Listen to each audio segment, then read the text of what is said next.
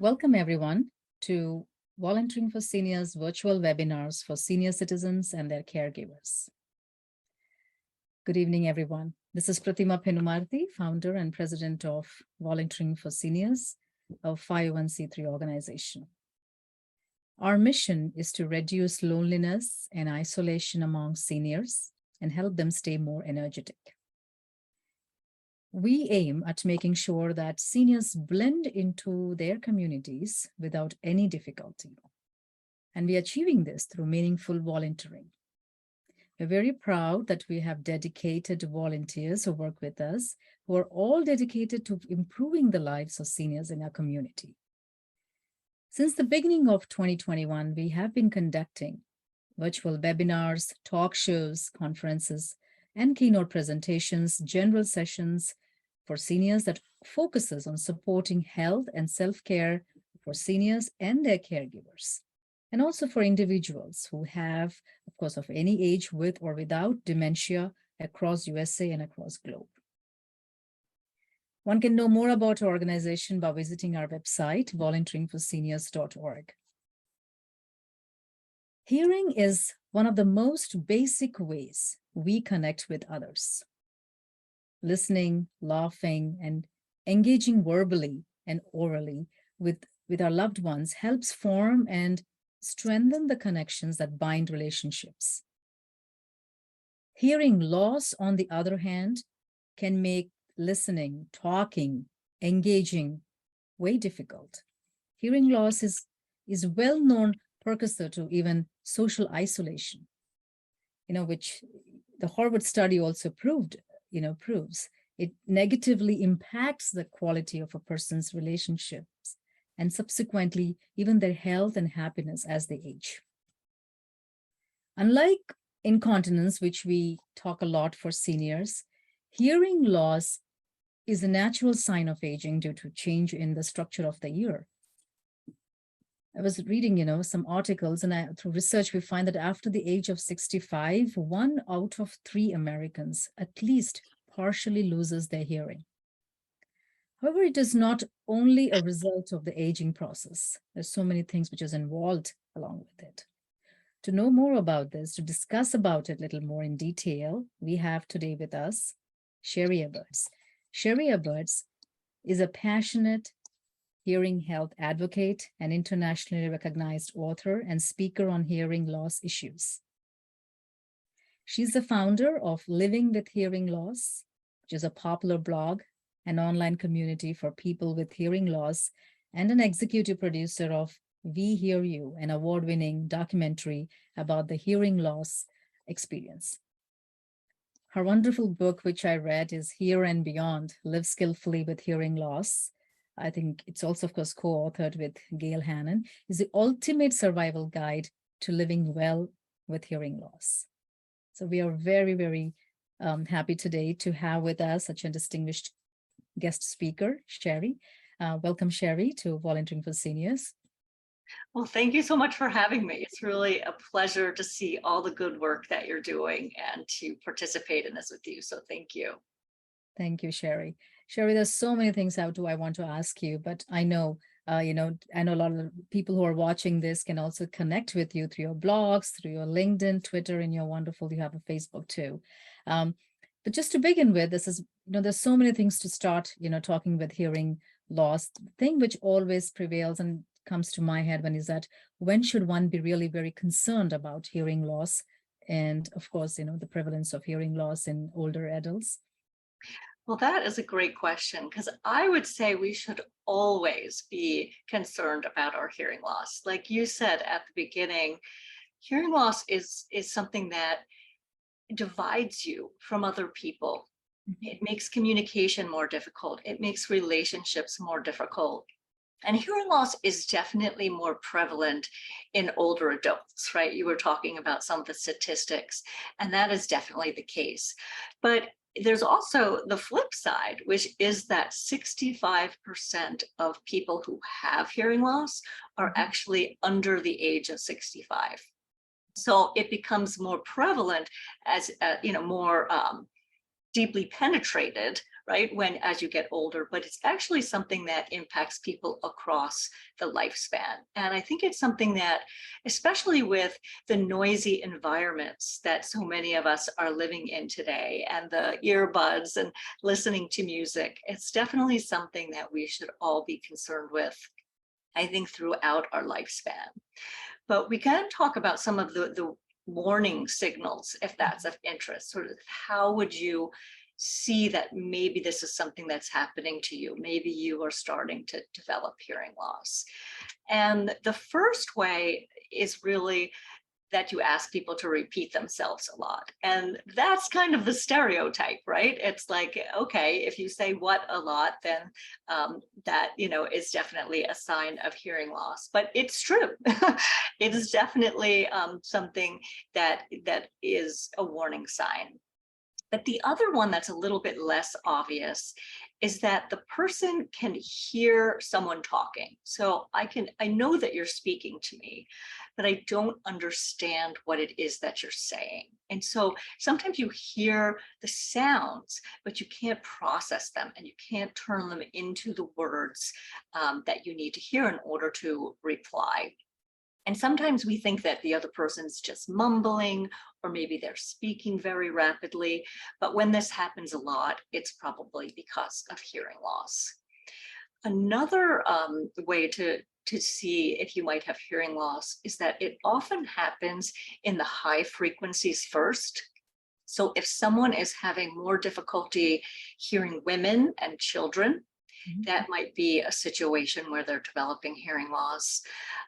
Also, talking with people just becomes exhausting. So I describe hearing loss a little bit like playing the game A Wheel of Fortune. So you have, some of the letters are filled in and some of the letters are blank.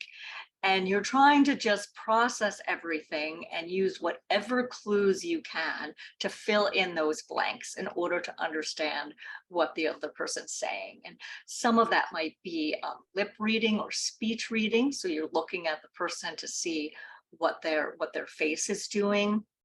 Some of that is understanding what the context of the conversation is, but you're doing all this processing in your brain to try and plug those holes, that it uses a lot of mental energy. And so it can be very exhausting. So if socializing or talking on the phone is really just exhausting someone more than it used to, that is a good sign that there might be some hearing loss as well. And then if you're not, if they have trouble when someone's not facing them, right? So they might be, if someone covers their mouth and it's more challenging for them to hear, they might secretly be lip reading. People do that, I think, automatically anyway, but if they're relying on it quite a bit, that would definitely be a signal as well. I see. Also, Shari, as family caregivers, definitely that is what our organization are. We have so many family caregivers who take care of the seniors. How can one support their loved ones, with hearing loss? Yeah, that is such an important question. I think the first thing is really to get someone's hearing tested. Right? If you see any of those signs, it's so important to have that information and to go get that validation at an audiologist or a hearing care practitioner. Or there actually are online tests now that you can do as well. There's one at nationalhearingtest.org, and it's inexpensive, it's confidential. You can do it just with, headphones at home. But I think that once that hearing loss is confirmed, then there are a lot of other things that caregivers can do as well. So the first would be to encourage them to try out some type of hearing device. And that could be a hearing aid, that could be a cochlear implant, depending on the degree of the hearing loss. There are also over-the-counter hearing aids that are coming out. I don't know if that's something that you've heard about, but they are actually coming out this month, October. We will see the first products coming out where you don't necessarily need to go to an audiologist to get a hearing device. You can go to a Walgreens or a CVS or just your local store, and they will have products that are geared towards people who have mild to moderate hearing loss. So it's not for people with severe hearing issues. And that's why that hearing test is always a good thing to do, whether at a practitioner or through your one of those online tests, because that way you know if some of these other devices might work for you as well. Sure. And there are also some devices that aren't called hearing aids. They're called hearables, and they are geared for people who have typical hearing, but you can also use some of those as hearing devices as well. So even Apple AirPods Pro, you can pair them to your smartphone, and you can use the microphone of your smartphone to pick up the sound, and you can use those in certain situations as hearing devices as well. So there's so much technology out there, and it's great to try, different things, right? Have them try different things to see what works for them. Absolutely. Yeah, those are wonderful resources, Shari. Another question is like, hearing, there's so many risks, right? There are a number of health risks which is associated with hearing loss. So, could you please explain that? Yes, a hearing loss is really, really tied to overall health. And I think sometimes people think that it's just a normal part of aging. And so, what do I really need to do about it? But that is not the case at all, because it is associated with many health issues. For example, it's twice as common in people with diabetes. And there's also a high correlation between hearing loss and cardiovascular disease. Hearing loss is also associated with a higher risk of falls, which is a large issue in the senior population. And studies have shown that people with even a mild hearing loss are nearly 3 times more likely to have a history of falling, and that these risks increase as the degree of hearing loss worsens. So that's something to keep your eye on.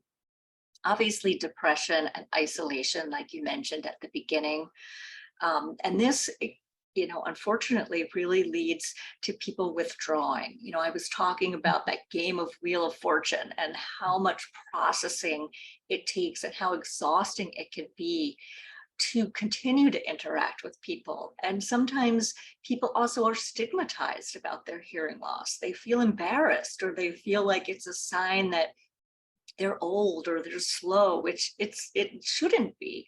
But people don't want to tell people they have hearing loss and ask them to speak up or speak slower. And so they withdraw, and that has negative implications for all aspects of health, right? As we all know. There's also been studies, and this, as a person with hearing loss is always scary to me, is that hearing loss is also associated with a higher likelihood of developing dementia. And there was a 2010 study that was done at Johns Hopkins that showed that even mild hearing loss, people who had mild hearing loss, are twice as likely to develop dementia. And then that increases the risk with higher degrees of hearing loss as well. The good news is that was untreated hearing loss. So if people do something about their hearing loss and continue to stay engaged in their life and in relationships and with people, that brings down that risk back to a normal level. So that's another reason to really encourage people to take their hearing seriously at all ages. Absolutely. But Shari, do you think that there are a number of even warning signs that one can get? And as you said, there is no age connected to it. It is not just 65, can be much younger too. So what are the warning signs? Yeah, so we talked about some of those, I think, earlier, in terms of asking for frequent repeats. The repeat, yes, yeah. Yeah.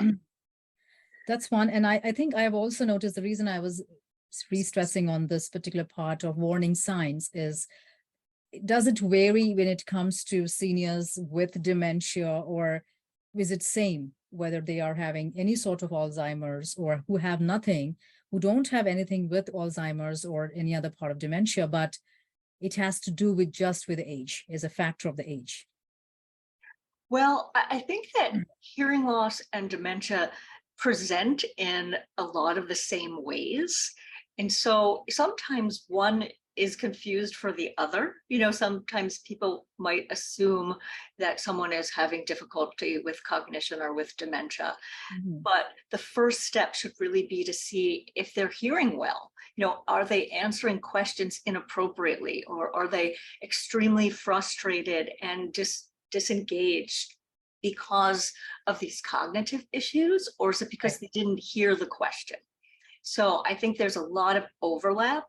I think there's also been a study that was done that looked at the modifiable risk factors for dementia, and hearing loss, the treating of hearing loss is one of the most modifiable ways to reduce your risk of dementia. So it's clearly something that, you know, they get confused for one another, unfortunately.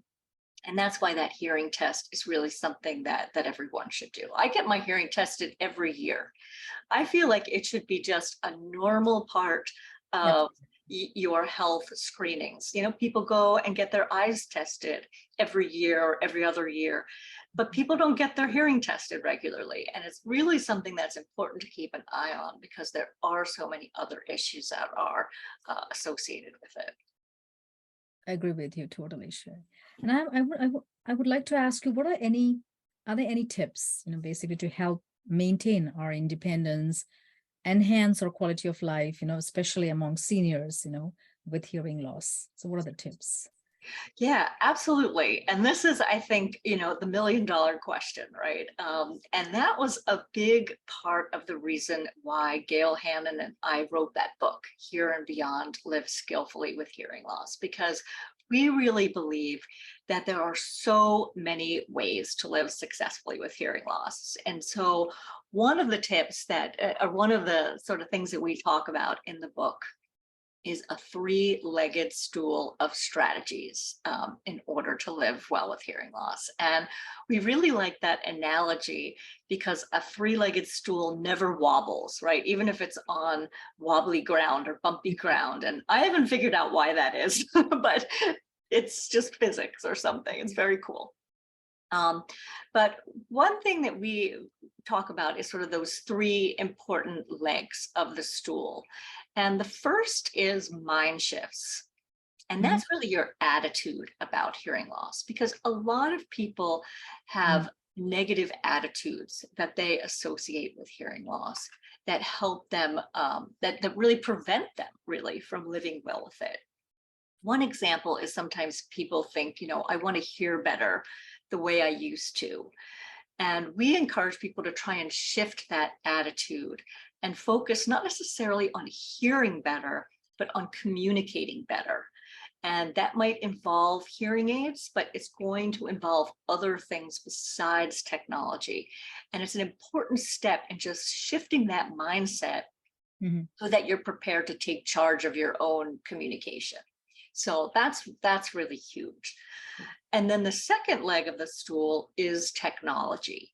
And this we've talked about a little bit, but it's a wide range of tech tools. So hearing aids, obviously, but there are lots of accommodations that you can find, you know, out and about. So you can go to the movies and get a caption reader, stick it in your, you know, your cup holder and use that to use captions at the movies.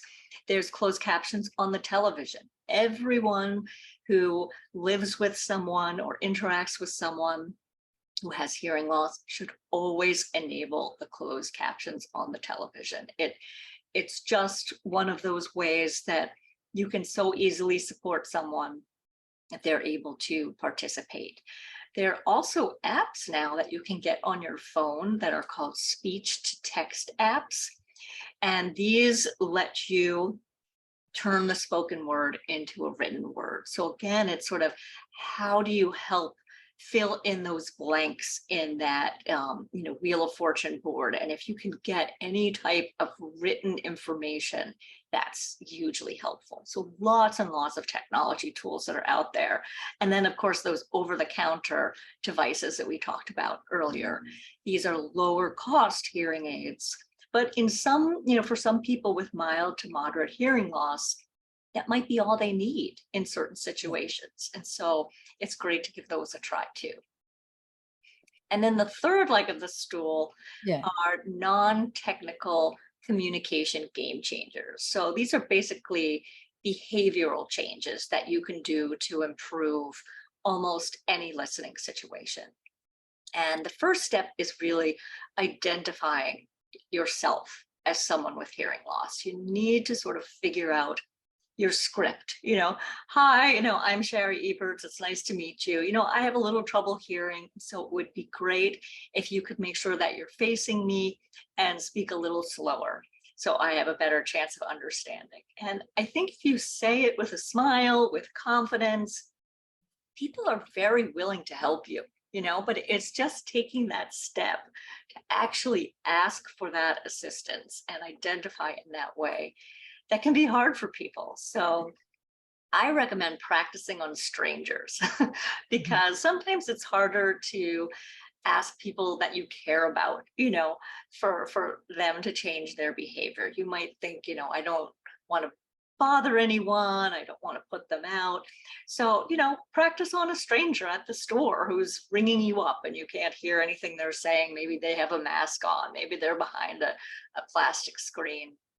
And try out different little scripts, until you find the one where you feel most comfortable. But if you can articulate that you have hearing loss and explain to them what you need from them, you have the opportunity to really transform that communication situation.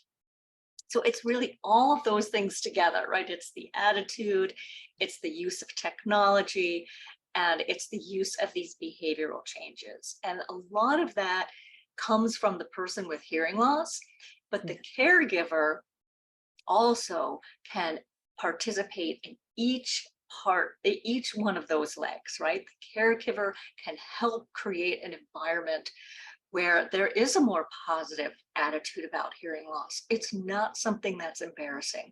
It's just something that we all have to deal with in our communication. So caregivers can really help and just make it easier, right? To have an attitude shift. They can help us by, going to the movies and collecting those caption readers. And they can help us by using some communication best practices, which we can talk about later if that's of interest, that really makes communication easier with people who have hearing loss. Shari, before going to the next question, I was very curious. I wanted to always ask you about your book, The Here and Beyond, which I did not read the whole book. I still have to go through it. Let's well, thank you for doing that. Yeah, I wanted to actually, I need to really ask you, and I had this in my mind for a long time, as to what motivated you to write this wonderful book, of course, co-authoring with Gail Hannon, that, of course, it's all about the guide, right? The survival guide to living well. So what exactly made you to write this wonderful book and help so many people? Well, that's a great question. I mean, as an advocate, that's sort of my goal in life, right? Is to help people live better with hearing loss. But when the pandemic hit, I think it hit people with hearing loss maybe even more than the typical population because we were all so isolated. But people with hearing loss were so much more isolated, because when we would venture out, people would have masks on. Or they'd be behind, plastic screens at the different places where you would go.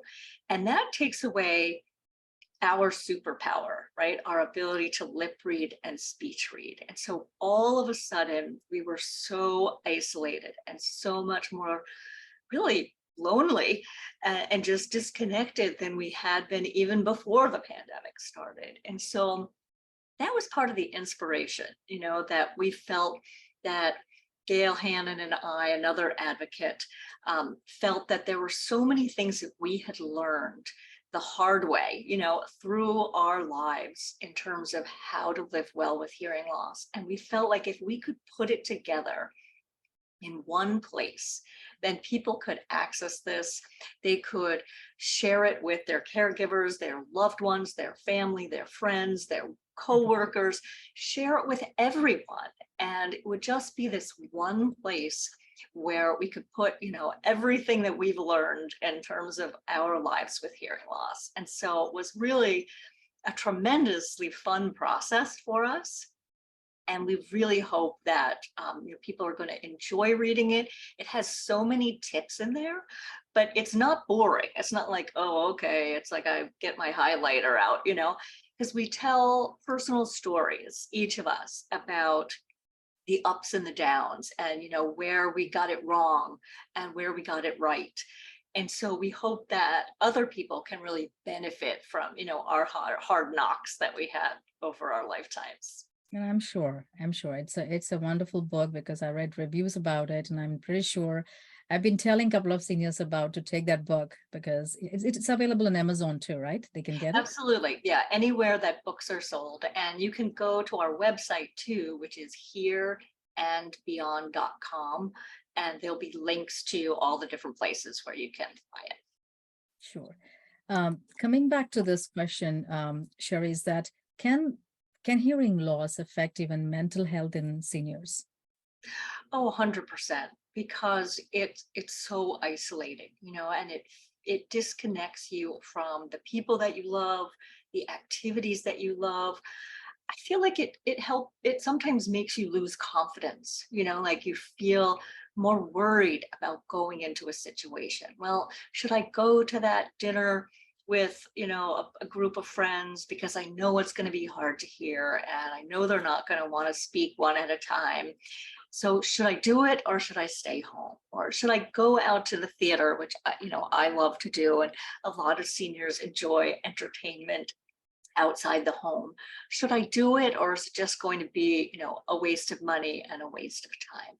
So it's very, very highly linked to mental health. Anything that separates you from the people and the activities that you love is going to be detrimental to your mental health. And that's why in the book, and just in general, we really try and get people and their loved ones and their caregivers to talk about hearing loss. Like, don't have it be the elephant in the room. Talk about it, brainstorm, share your feelings about it, so that you together can find solutions to keep that person engaged. And it's also, it's hard on the mental health of a spouse. Maybe that has now changed the dynamic between them, because one person has hearing loss. Maybe that person doesn't like to go out as much as they used to. And so it's changed life, not just for the person with hearing loss, but for the other people in their life. So I always say, when you have hearing loss, your whole family has it, right? Because it impacts everyone that you're coming into contact with. But together, you can find ways to live very, very well with it. It's just facing it head on and taking those steps. I agree with you, 100% sure. That's very, very important.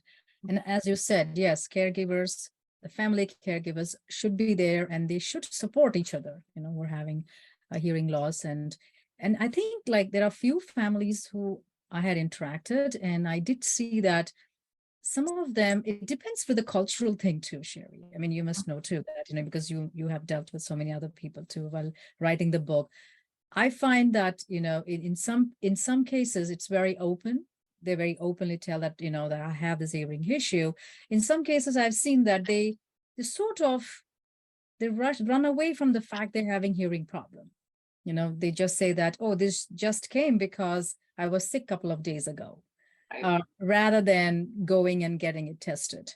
So that's where, I like the point where you said the whole family have to come together too in this, and take this thing seriously. If the senior, he disagrees or she disagrees, to accept the fact that she has hearing loss. And that's a hard thing to do, right? It's much easier said than done. Yeah. But I think that getting that hearing test and sort of seeing it in black and white can be very helpful. And then trying different ways to improve the situation can also be very helpful, because I think once you see there are things that you can do to improve it, you're more willing to admit it because it doesn't seem like, well, if I say it, it doesn't mean anything because nothing's going to happen. It's like, no, things can happen. Things can be better if you take, different steps to treat it. I mean, it's again a continuation of the same question, Shari, is that what can one do? Like for example, let's say consider a family caregiver. We do to help raise that awareness about hearing loss among seniors, about our loved ones. Yeah, that's a great question. And that's something that, I'm so passionate about, is really trying to have the mainstream understand more about hearing loss, right? And so that means caregivers, it means people who are interacting with you at a store, how do we raise awareness about it?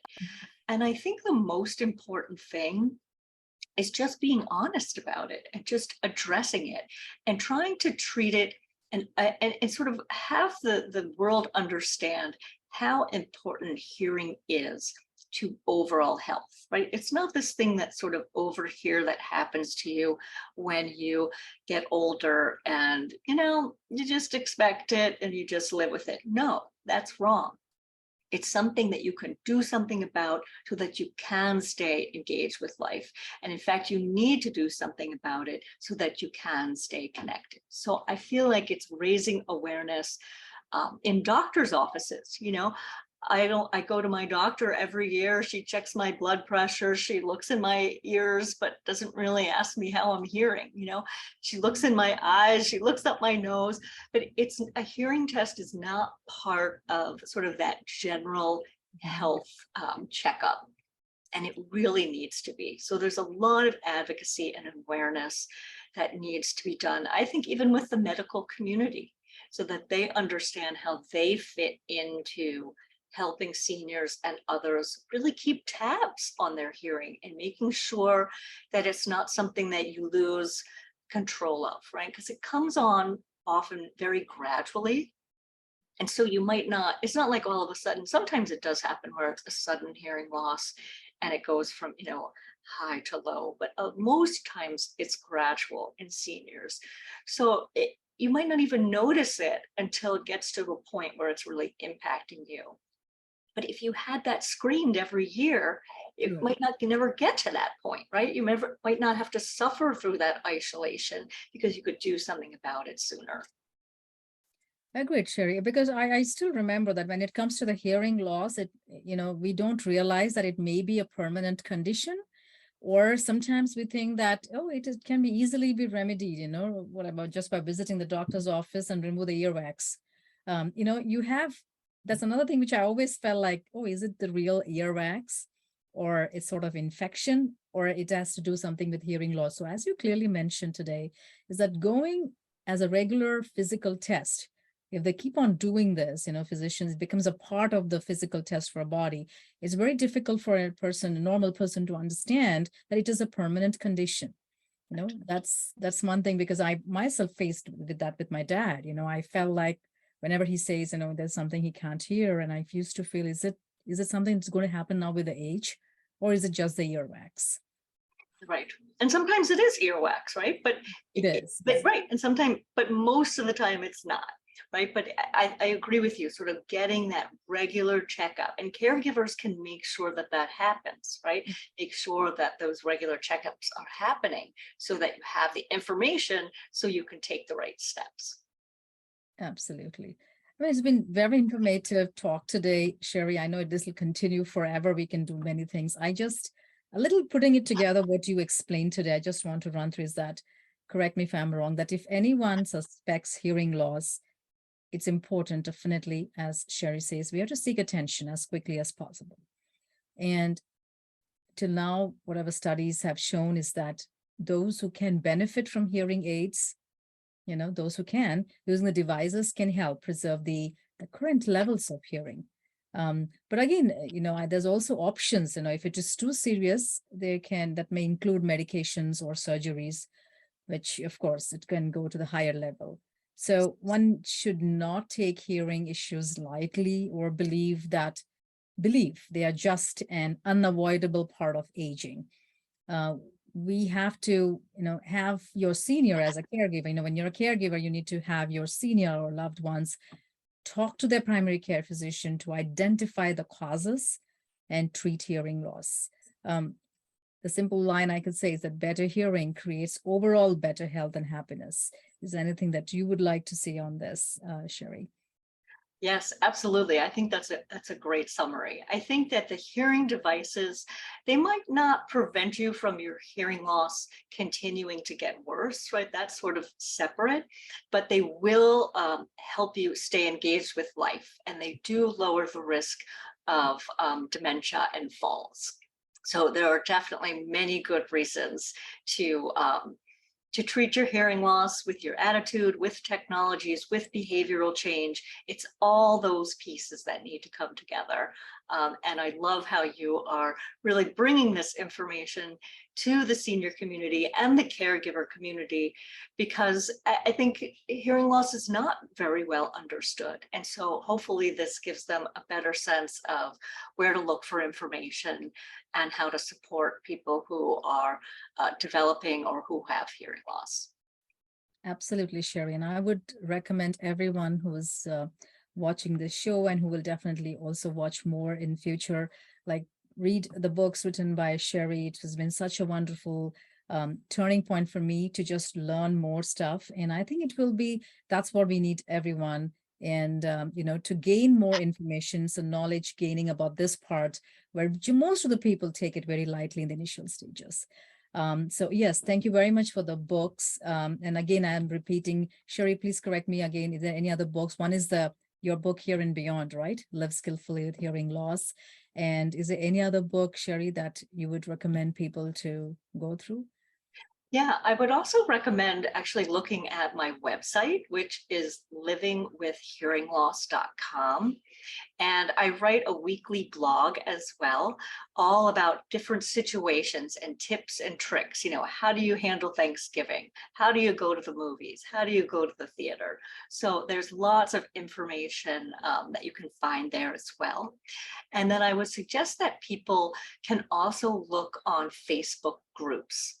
So if people feel like they might have hearing loss, but they're feeling a little bit shy, you can go into these groups sort of anonymously and read and listen and learn and maybe connect with some other people with hearing loss to compare notes as well. So that's another great source of information. And also Hearing Loss Association of America. It's the largest consumer group that represents the needs of people with hearing loss. They have lots of great information on their website as well, and that's called hearingloss.org. Hearingloss.org. Yeah. Thank you so much, Shari. And I would like to again tell to all the viewers about our organization, Volunteering for Seniors. What's our goal? Our goal is to connect people to resources like what today Shari explained, that promote aging with independence and increase community awareness of aging issues and generate community-based solutions to these issues. We are an expanding community of volunteers that provide helping hand to the senior citizens by providing them the much needed support. Our vision is to build a society where every senior is empowered to live life to the fullest potential. And I would say this again to all the viewers who are watching this. If you still have questions regarding today's talk, please feel free to email us at info@volunteeringforseniors.org, or you can just call us at 508-682-1020. Thank you everyone for attending this wonderful talk show with Shari Eberts. And in case if you missed it, you will definitely watch it on our VFS YouTube channel. Again, thank you so much, Shari, for spending your valuable time with us. Thank you so much for having me. Thank you.